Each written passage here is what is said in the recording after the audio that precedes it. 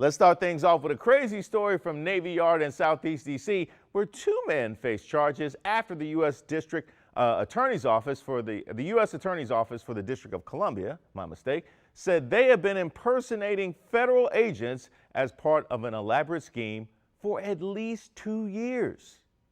These court documents detail how the feds say 40-year-old Arian Tarzadeh and 36-year-old Ali Hayder were apparently trying to integrate themselves into the federal law enforcement community and also the defense community, allegedly renting out several apartments here at this building in Navy Yard, all the while telling people they were federal agents and letting Secret Service members stay in some of their paid apartments for free. These pictures of Tarzadeh are some of the evidence laid out in the affidavit.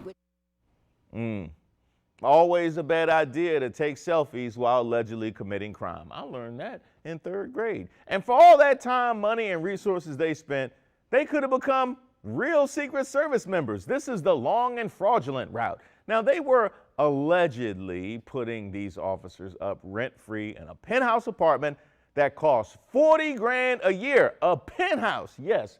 This grift came with views. This has to be the tip of the scam iceberg, though. Unless this dude inherited a fortune from a Nigerian prince email, they got to be making money from this somehow. Otherwise, this is just very expensive federal agent cosplay. We're headed out to the town of Williamsport, Maryland for this next story. Yeah, y'all thought Williamsport was just for Pennsylvania.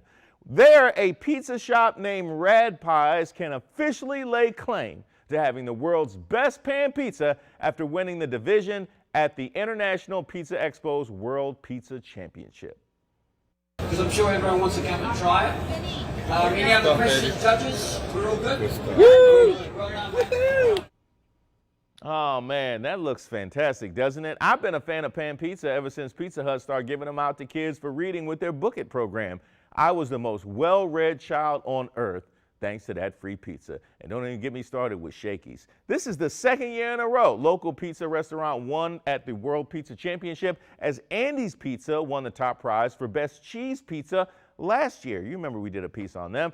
Take that, New York. How you like them apples? All you transplants complaining about the lack of good pizza can go ahead and stop whining now. We have 2 of the best. Now, I'm talking smack, but I need to add that Rad Pies in Williamsport is an hour-and-a-half drive from D.C., so you're going to have to take a field trip for that pan pizza. But according to the World Pizza Championship, it's probably worth it, and it certainly looks like it is. Now, I chose this next story because it's going to make people in D.C., Maryland, and Virginia say, I told you so. An audit from the Metro Rail Safety Commission found Metro train operators and supervisors, quote, have a culture that accepts non-compliance with written operational rules, instructions, and manuals. Now, this is news, but it's not news. When it comes to employees, when it comes to encounters with Metro employees, professionalism is not the first word that comes to mind. Now, I can't say the first word that comes to mind because, you know, this is a family show and the FCC is watching. But here is a direct quote.